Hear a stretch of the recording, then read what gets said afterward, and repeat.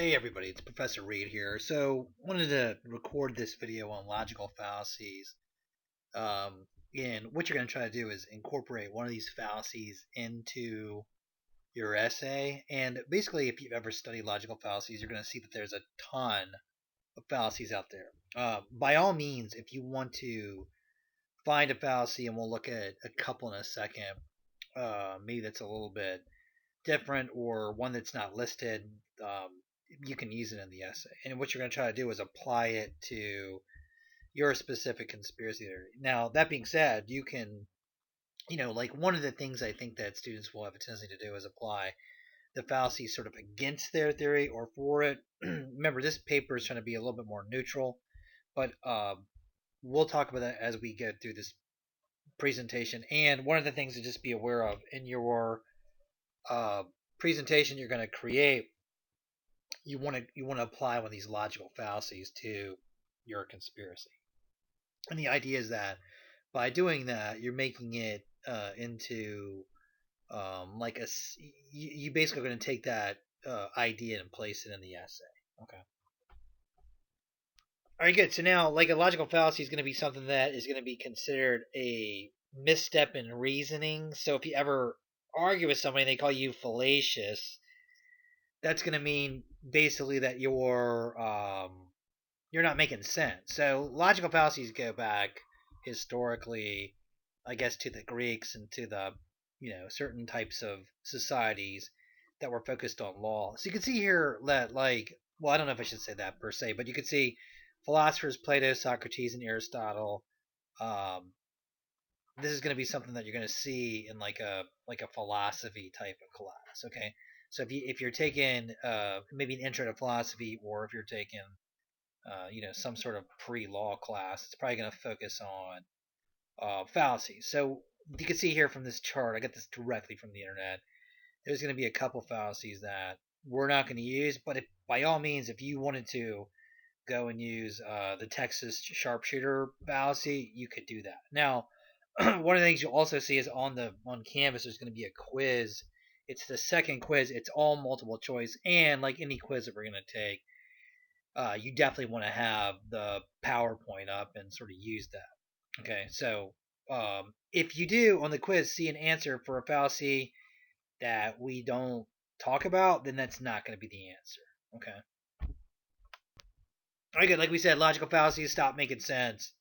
And here's just a list of the ones we're going to talk about. We'll sort of break these down a little bit further. Uh, one's the ad hominem fallacy. Another one's going to be composition. Next one's going to be post hoc, also called false cause. I want to say on the quiz it's called false cause, but it's also called post hoc, ergo proctor hoc, if you really want to nerd out on the Latin based terminology. Slippery slope, weak analogy, appeal to authority, ad populum, appeal to pity, straw man, and false dichotomy. So on the quiz, just sort of familiarize yourself with these fallacies, and then I've got a few that are just like add in a definition. I think there's one true or false. There's 10 questions, and then when you make your presentation, just apply one of these to your fallacy, and you'll see some examples of these in the presentation, which I'm going to put up tomorrow. Okay, the first one's going to be ad hominem. Let me read this directly to you. This is a classic. I took Latin back in high school. And ad hominem basically means to the man. Shortened form for argumentative ad hominem. And, for uh, gender discussion's sakes, we should clarify that that means to the person. All right, we'll go with that. But basically, it's a logical fallacy in which the argument is rebutted by attacking the character, motive, or other attribute of the person making the arguments or persons associated with the argument rather than attacking the substance of the argument itself. Okay, so now the nice thing about logical fallacies is that you can probably be aware of these as you go through and you live your daily life, right? You can call people sort of out. I wouldn't recommend doing that, but maybe if you're one of these people that likes to argue a lot, just be aware of these, and you can have a discussion with somebody out in the real world outside of a 15 101 style class, and you can make reference to something and go, hey, stop pulling the ad hominem fallacy. Okay, so that's basically not focusing on the argument. It's basically turning it and looking at a character, motive, or attribute of a person making the argument, not the actual argument. Now, what you will see is ad hominem, like we said, is going to basically mean, um, well, I'm sorry, logical fallacies basically mean uh, errors in reasoning. And you can see that sometimes these cross over. Okay, so for the quiz, I try to make them as specific as possible, but you also see that you can actually do multiple ones of these in a row, and it's it sort of crosses over a little bit. Okay, so a pretty good example, trying to be politically neutral, I think is one of the themes of the class. A couple years ago, there was the debate, which just happened a couple nights ago with Biden and Trump. And, it'd be pretty interesting if somebody could sort of point out the logical fallacies in there. However, that being said, a couple years ago, people were like, well, you can't trust Hillary Clinton because she wears, what was that, the pantsuit. So this is actually a couple years old. But, to be fair, like look at the Democrat side. We, like whatever fashion choice somebody makes, we don't want to not accept their political positions because of that. Now, that being said, there could be some fashion choices that would be relevant to somebody's political position, right? However, if you wore something that maybe reflected a certain political ideology, that may lead somebody to be not, like being correct and not accepting your position. But a choice of a pantsuit shouldn't be something that somebody wouldn't believe your position on. And to be fair, in the Republican side, a lot of people have said that Donald Trump is looks orange, right? You may see memes for that. You may see somebody being aggressive towards Trump and saying, "Oh, the orange man," right? So, not trusting Donald Trump's political positions because of the hue of his hair and skin combination would be, I think, a pretty good example of an ad hominem fallacy. Again, here's another picture of two individuals. One's by the name of Jesse Ventura. He's going to be an individual that used to be a professional wrestler. And then there's Alex Jones. If you know who Alex Jones was, you may say, okay, well, recently Alex Jones got a DUI. So somebody may say, well, you can't trust somebody that ever got an infraction like drunken driving. However, some people may say that has no weight on believing what he does or doesn't believe in. And then Jesse Ventura is going to be a professional wrestler, so somebody may say, well, we don't really trust him because he used to be in the entertainment industry per se. Okay, so now some people are going to say that's sort of relevant. I want to say that Alex Jones had a recent lawsuit where he basically said he had a persona that he sort of embodied when he did his show.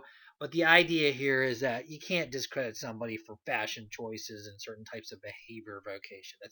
The idea is that's a fallacy of ad hominem because it's not related to the actual argument, rather an attribute of the person. All right, good. The next one's going to be something called false cause, and I'll read this to you. This is actually a good one for the essay.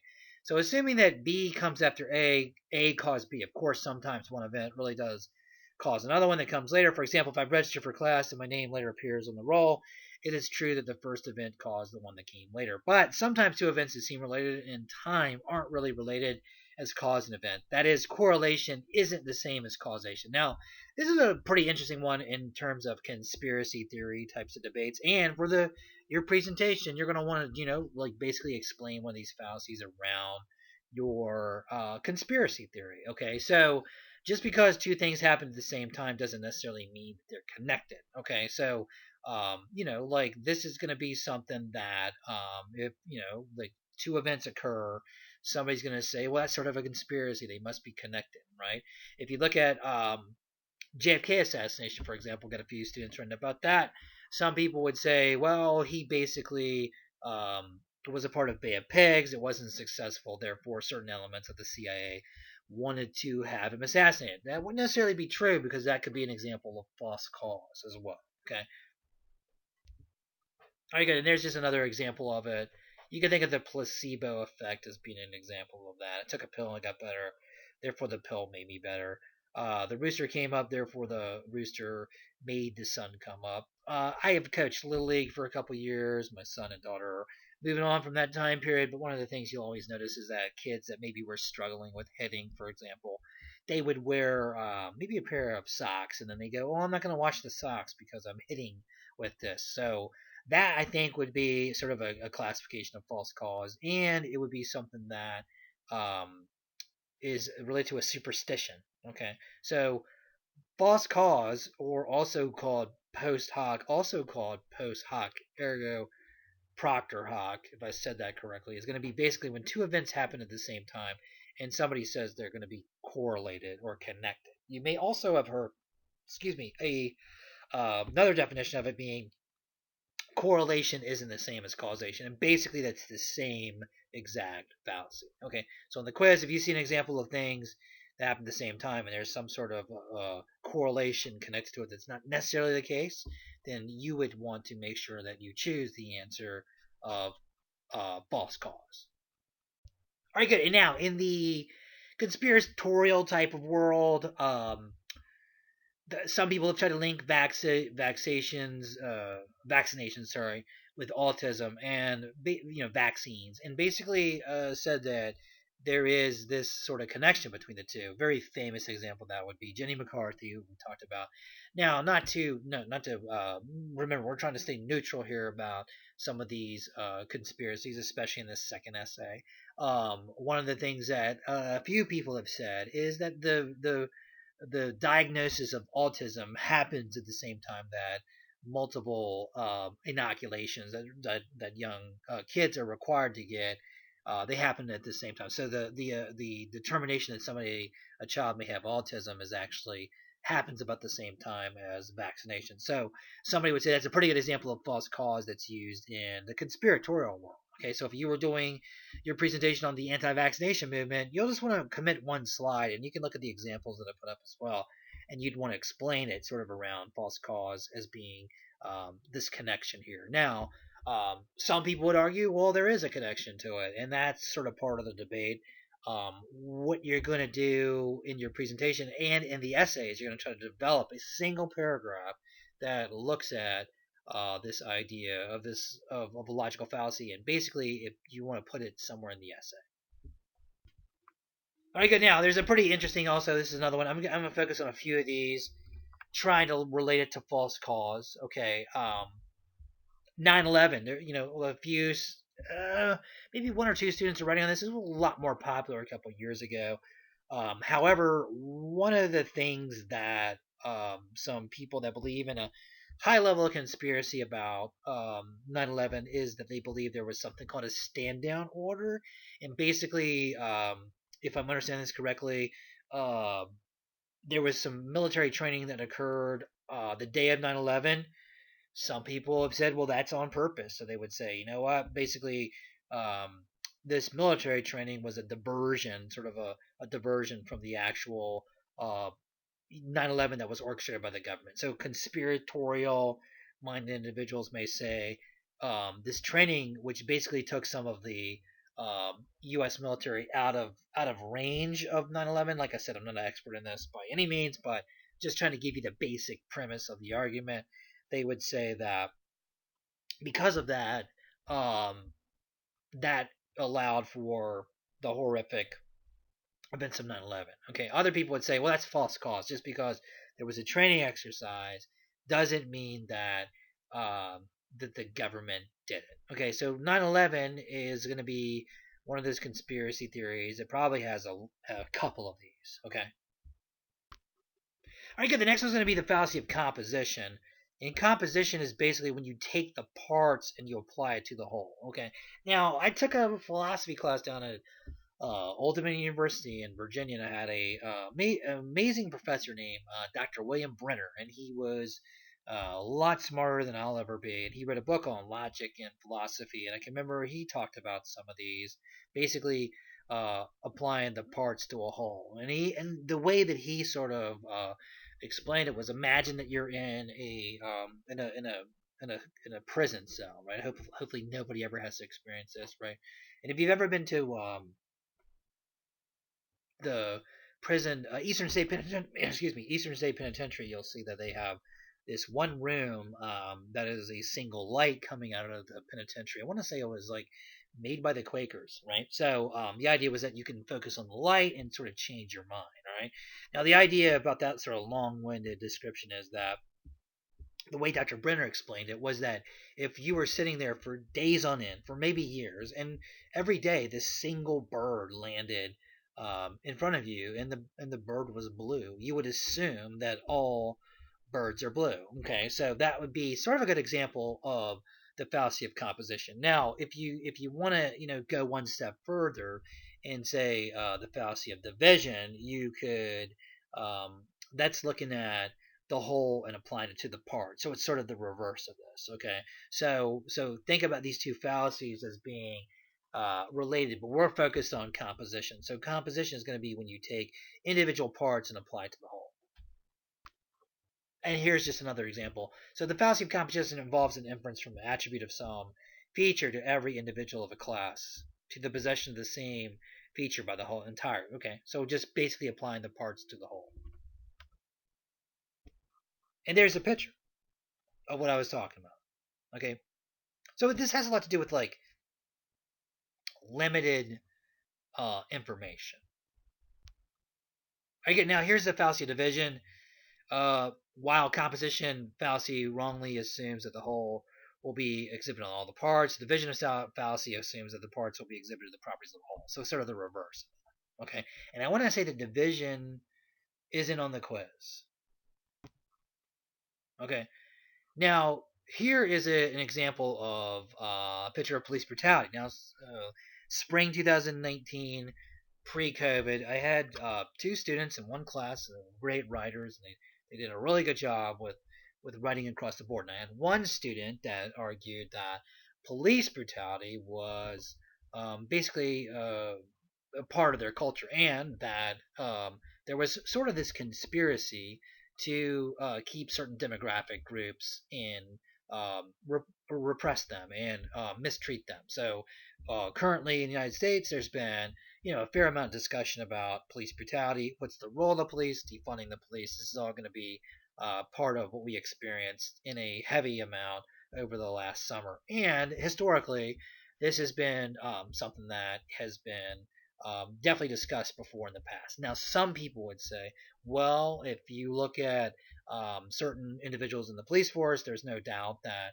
they are going to be some people that are sort of bad apples, right? If you watched the debate the other night, I believe Joe Biden actually said this, right? So the idea is that you're taking parts and apply it to the whole. Now, conversely, I had a student that argued the opposite position of that. Okay, but like basically, um, fallacies are a way of determining if somebody's making sense or not, and these are debatable, right? So like part of a if you take a pre-law class or debating, if you ever run a debate club, you're going to be tasked with sort of proving this to be whole. Now, somebody would say, well, you know what? Actually, the numbers of police brutality against African Americans in particular or certain demographic groups is higher. So therefore, it's not the fallacy of composition. It's basically that there's more evidence for that. Okay, so composition is a pretty good fallacy that you can use to look at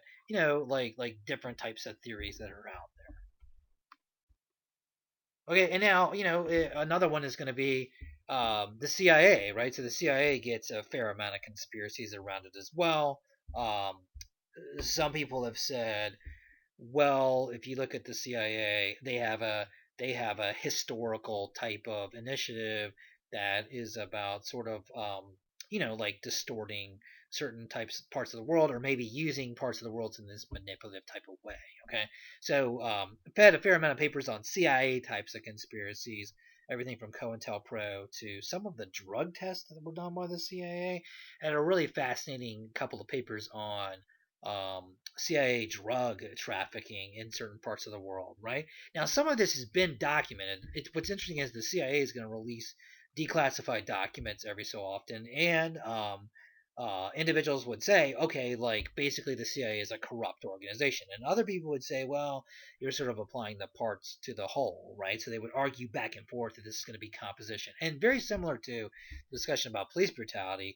Statistically, somebody will look at this and go, well, like actually, the activity of the CIA has been pretty destructive, and they'll go, it's over this certain percentage in terms of the amounts of things that they've done, and they would go, that is warranted to be not the fallacy of composition, but it's warranted to be true. Okay, so remember these fallacies can be like sort of complicated, and they can also be multilateral. They can apply to different groups, and these are points for debate.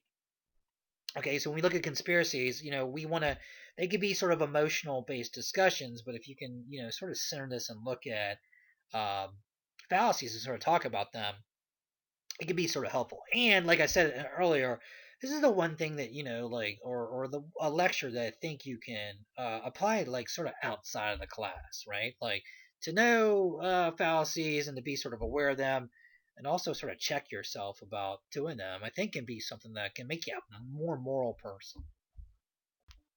All right, good. The next one's going to be the slippery slope, and that one's pretty straightforward. I mean, the arguer claims that a sort of chain reaction, usually ending in some dire consequence, will take place, and I think that's key to dire consequences. But there's really not enough evidence for the assumption. The arguer asserts that if we take even one step onto the slippery slope, we will end up sliding all the way to the bottom.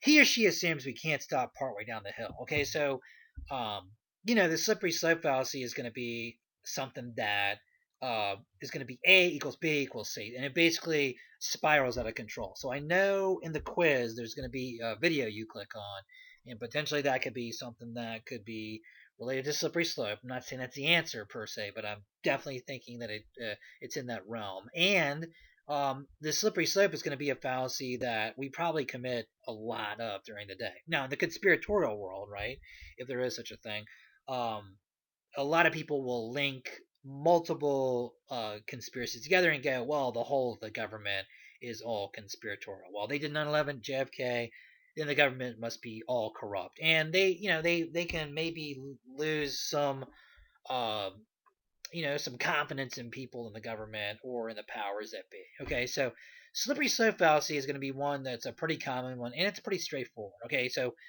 A equals B equals C. A good example of it. Could be, like something like you end up, committing some crime, you end up going to jail, you end up being a mob boss, you end up then living a life of crime. Those things that happen aren't necessarily connected. Okay, so slippery slope is going to be multiple errors in reasoning. And you can see here, A equals B equals C with the little devil at the end. Now, I've got kids, and they're great. We have I think we have a pretty good relationship across the board. I love them to death, but we do use fallacies on each other probably a lot. I will say, well, like my daughter was in, she's in eighth grade. Well, she's in ninth grade now, but eighth grade. And basically, last spring, her grades started to slip because of COVID. We were doing the online class, and I said, "Oh, okay. Like, if you fail math in eighth grade, you're ninth grade. You're going to be in a lower level class." And then basically, I got to the point where she could be unemployed at 30 years old, right? Which nobody wants. And I'm not judging anybody that's unemployed at 30.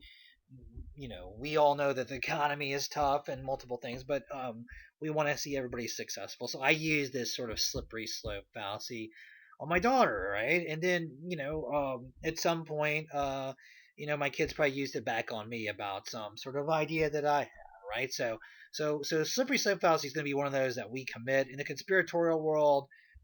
People that connect different conspiracies together could be committed to slippery slope fallacy. It's also on the quiz, and it's a good one to also reference in your presentation. Okay, and here's just a picture of the Obama conspiracy. So if like we're trying to be politically sort of neutral here, we're trying to look at left wing, right wing types of conspiracies. Um, the level of conspiracies around Obama were pretty, pretty insane. If you disagree with him politically, or you have a certain opinion of the Obama administration, that's one thing to be, critiquing and to be aware of it. But like the idea that he was from the radical left, or basically he was a dictator or Muslim, which is odd because like a lot of people would say, well, what's the issue if he's Muslim? It doesn't make him immoral. But like there was a lot of people that were sort of touting this sort of idea. Okay, so if you look at this as a whole, and like we, I think as individuals we want to try to critique people based on their principles and looking at their points of view rather than a personal attack. So this could be an example of sort of a slippery slope that would also turn into um, it's sort of related to an ad hominem fallacy. So those two sort of go hand in hand. Okay, on the quiz, I try to be very specific about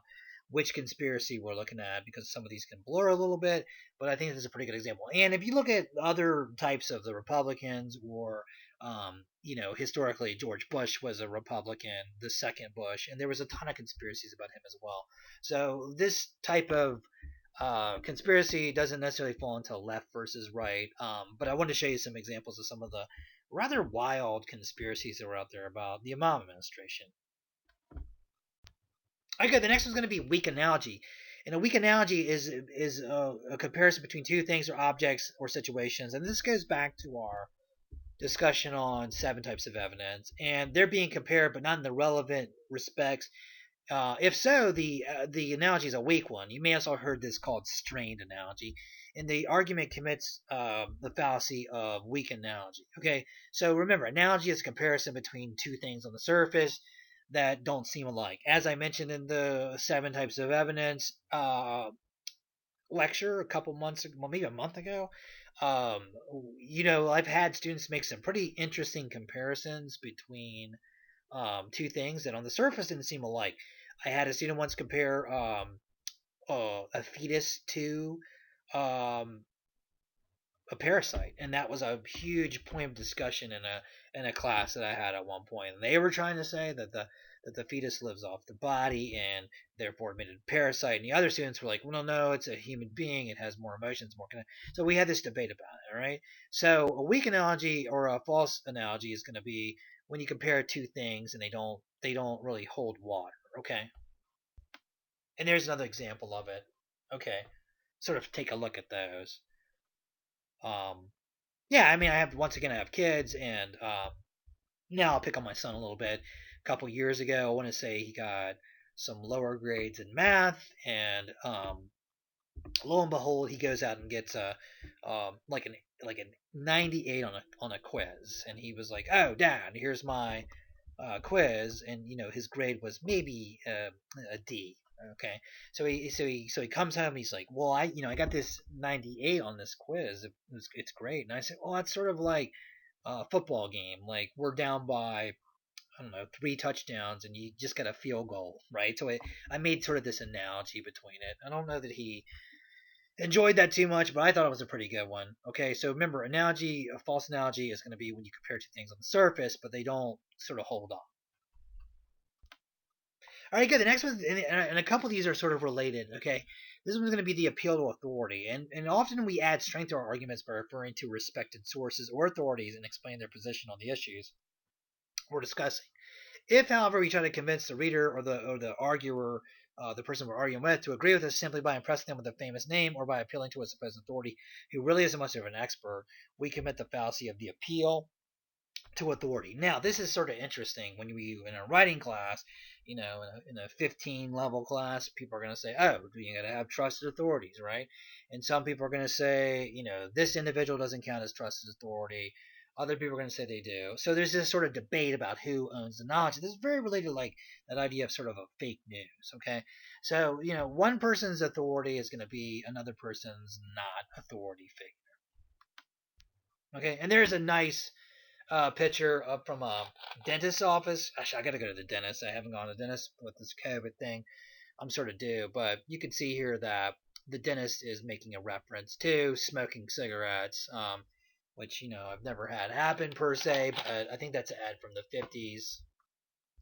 And here's another example. There's Oprah. I don't want to, say anything bad about Oprah. In general, Oprah, um, she's done some pretty amazing stuff in her life. However, somebody may say that the quote here, Oprah says that it's bad to eat after 6. We shouldn't eat after 6.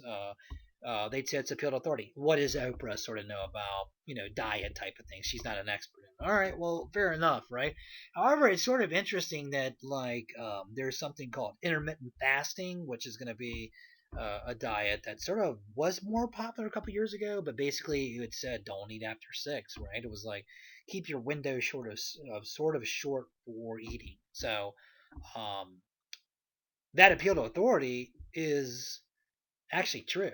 So I think if I remember correctly from my philosophy class, professor said, you know what, like validity and truth are sort of two different things. Okay, so remember, like if you have a conspiracy and it's got um, a person that believes in it, then look at it. And I know famously, um, Jim Carrey, I think, posted a few things that was sort of anti-vax, quote unquote anti-vax. All right. Now, what you could also do is say, um, people may not believe it because somebody they disagrees with believes in it. So somebody may go, well, like people have such a hatred of the current president that they don't believe something that he's going to say, or somebody may go, well, somebody would hate CNN so much that they wouldn't trust anything they say either. So, like I said, this gets into sort of discussions about a little bit about fake news. All right, good. The next one's going to be ad populum. Okay, and take a second to read that over, but it basically means to the people. Okay, there are several versions of the ad populum fallacy, but what they all have in common is that when the arguer takes advantage of of the desire, most people have to be liked and fit in. Which, you know what, if we're honest, we all do. Okay, and one of the most common versions of it is the bandwagon fallacy. So on the quiz, you're going to see it's going to say ad populum as a fallacy. But sort of think about it as a bandwagon fallacy. If you've ever uh, looked at the definition of bandwagoning, you may use that term. I want to say back in the turn of the century, the circus used to be a big deal, which unfortunately or fortunately, it's no longer around. Ringling Brothers Circus. I'm sure there's some indie circuses going around, but it used to be they didn't have social media and they didn't have a way to really promote it. So the band would come in front of the circus, and they say that everybody would run and jump on the bandwagon. Okay, so the bandwagon fallacy is same thing as ad populum, and basically it means to the people, and it's when you use something that's popular to get support for your position. Yeah, okay, good. We get some Eagles fans here in Philadelphia area.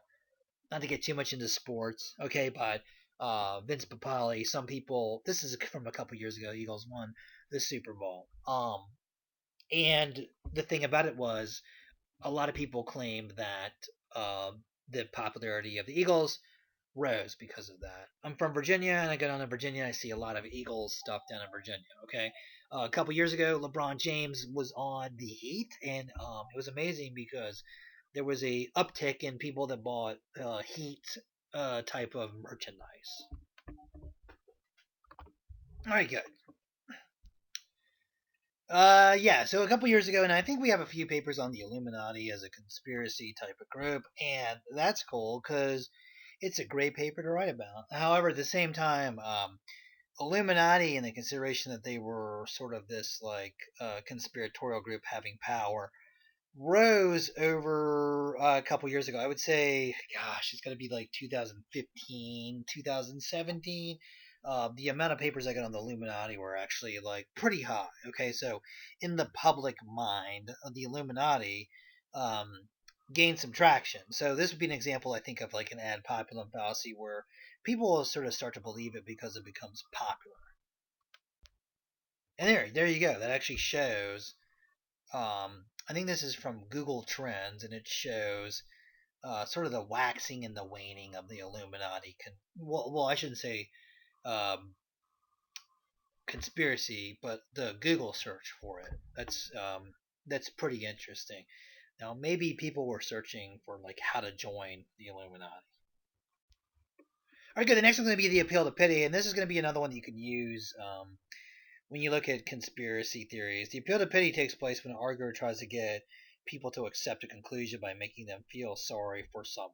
Okay, so appeal to pity is going to be pretty straightforward. You're going to use pity in order to get somebody to believe in your theory.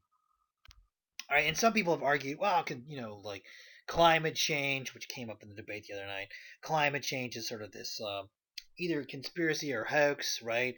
And some people, there's a very famous movie by Al Gore. I can't really remember it off the top of my head, but it was a movie he made that was environmental oriented, and there was a very famous scene where the polar bear basically drifts on an ice patch off towards the sunset, and it was evoking some um, Some pretty sad thoughts there. Okay, so some people would say, "Oh, that's trying to be too oriented towards pity." Okay, so conspiracy world, like we want to watch out for what we call conspiracy or not, but in that sort of context, um, appeal to pity is when you overuse emotions to get somebody on your side.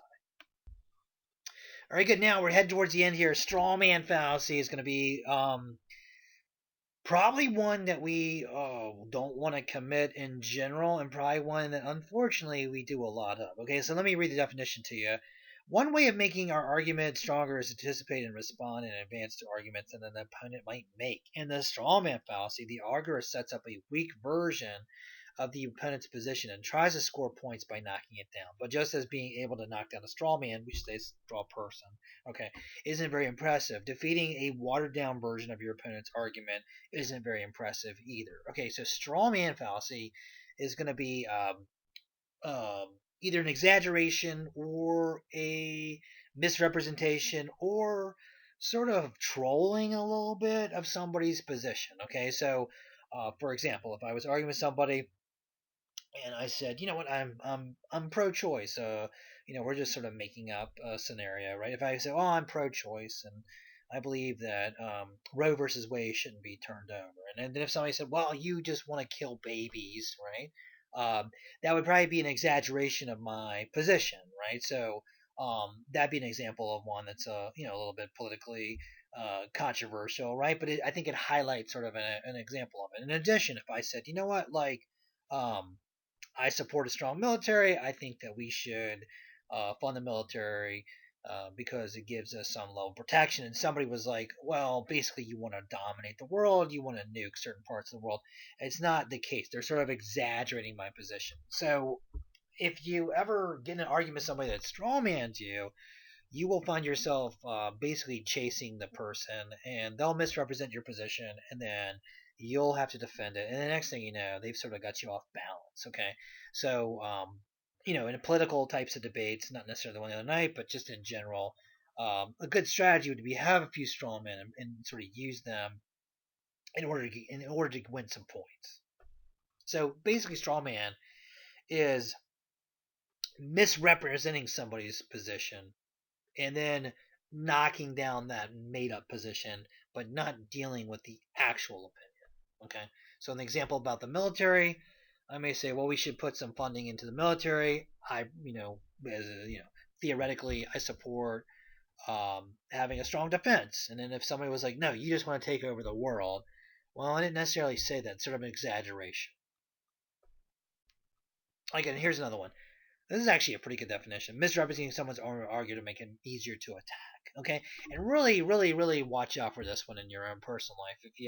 If you misrepresent somebody and you attack them, you're not going to have successful relationships, and nobody wants that. Okay, so in the conspiratorial world, um, it's rife with this sort of thing that happens in the conspiratorial world. Yeah, I got this from the internet. I don't know how funny it is. Oh yeah, it's calling him senile. All right, good. And then lastly, we have the fallacy of the false dichotomy, which, if I'm not mistaken, is a Greek word. Yeah, di means two. Um, and that's a good way of remembering it. In the false dichotomy, the arguer sets up a situation so it looks like there are only two choices. The arguer then eliminates one of those choices, so it seems like we're only left with the one option, the one the arguer wants us to pick in the first place. But often there are really many different options, not just two. And if we thought about them, we might not be so quick to pick one that the arguer recommends. Okay, so false dichotomy is going to be another one that, like you either believe in God or you don't. Like that could be an example of one, right? You're either ultimately pro-choice or ultimately pro-life. This sort of like black and white sort of thinking about something. And a lot of the times, a lot of the positions we have are sort of amalgamations or sort of blurs between the two. Okay, so in false dichotomy, the um, the arguer is trying to set up a sort of a false idea that you only have two choices, and they eliminate one to sort of steer you into it. There you go. There is no left or right. Okay, so sort of like false dichotomy there. Yeah, I had a student a couple years ago, and they were like, Professor Reed, guess what? Chick-fil-A is based off of false dichotomy. And I said, how do you say that? It's so good. No, they basically said, well, like they sort of say that there's only two choices in the fast food world. You have burgers, traditional burgers, and you have Chick-fil-A sandwiches. Like that's the two competing things. And they said, actually, Arby's introduced the venison sandwich, which I never had the opportunity to have. But they said, you know what? Basically, um, there's more than just burgers and Chick Fil A sandwiches out there. Okay, so that can, that basically is the lecture on logical fallacies. Hopefully you enjoyed it. You can refer back to this. There's going to be a quiz that's posted up. Make sure you take that quiz. And as always, email me if you have any questions.